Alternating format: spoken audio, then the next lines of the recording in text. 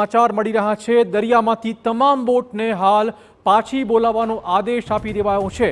જાફરાબાદના દરિયાથી 22 nautical mile દૂર દેખાઈ હતી આ અજાણી શંકાસ્પદ બોટ। અજાણી બોટ દેખાયા બાદ સુરક્ષા એજન્સીઓ એલર્ટ મોડ પર છે। પોરબંદર ફિશરીઝ વિભાગે બોટના ટોકન ઇસ્યુ કરવાના પણ બંધ કર્યા છે। રાષ્ટ્રીય સુરક્ષાને જોતા હાલ માછીમારી પર પ્રતિબંધ મૂકી દેવાયો છે। પાછી ફરી રહેલી બોટની ફરજિયાત એન્ટ્રી કરાવવાનો પણ તંત્રએ આદેશ આપી દીધો છે। તો એક શંકાસ્પદ બોટની ગતિવિધિ જોવા મળી હતી। સ્થાનિક માછીમારોએ મરીન કોસ્ટગાર્ડને જાણ કરી અને મરીન કોસ્ટગાર્ડે દરિયામાં પેટ્રોલિંગ શરૂ કર્યું હતું, પરંતુ હજુ સુધી આ બોટનો કોઈ અતોપતો હાથ लाग्યો નથી। અને આ જ મુદ્દે વધુ વાત કરવા જોડાશે અમારા સંવાદદાતા હિતેશ। હિતેશ, કયા પ્રકારની સાવચેતી હાલમાં રખાઈ રહી છે?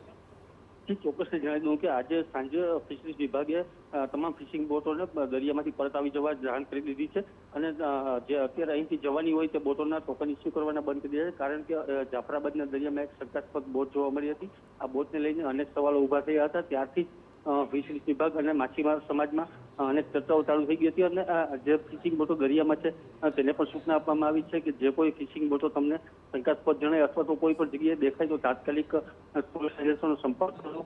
ત્યારબાદ આજે સાંજે એવો નિર્ણય લેવામાં આવ્યો છે જે અત્યારે કોઈએ દરિયાની અંદર જવું નહીં અને જે જઈ રહી છે તેમના ટોકન બંધ કરી દીધા છે અને જે બોટ પરત આવી રહી છે તેમને ફિશરીઝ વિભાગ અને માછીમાર સમાજમાં ફરજિયાત એન્ટ્રી કરવાની રહેશે, જેથી ખબર પડે કે આપણી બોટ પોરબંદરમાં પરત આવી ગઈ છે। ધન્યવાદ હિતેશ તમામ જાણકારી બદલ। તો દરિયામાં દેખાયેલી શંકાસ્પદ બોટને દમણના દરિયામાં આંતરી લેવાઈ હોવાના સમાચાર। હેલિકોપ્ટર મારફતે બોટ